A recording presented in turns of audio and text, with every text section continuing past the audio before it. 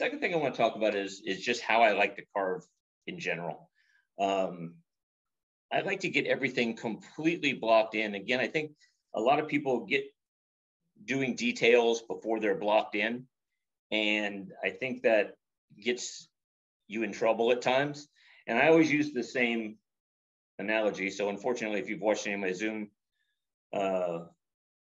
classes on Woodcarving Academy or whatever, you've heard this story 1,000 times, but I'm gonna say it again. So if you don't block everything in before you start with the details, the way I look at it is if you're carving a figure and you have two hands on the figure and you carve the greatest left hand known to man, but you didn't block in the right hand before you put the details on the left hand. And as you're doing the right hand, you take a little bit too big a chip out, all of a sudden it's gotten a little bit small now. Instead of being able to go back to the other side and make the other hand equal, because you have the details on there, you can't do that now. So now you end up with one big hand and one small hand. So even though you carved the greatest hand ever carved, it really doesn't look great on that carving.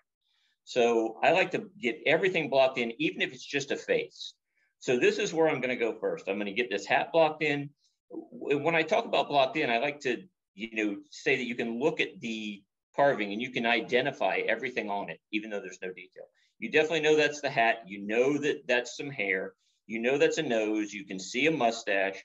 You know those cheeks are there. You see sideburns. You see ears. You can see where the beard's going to go. And I really haven't done anything but straight cuts and chip cuts at this point. So that's where I'm headed. That's my goal.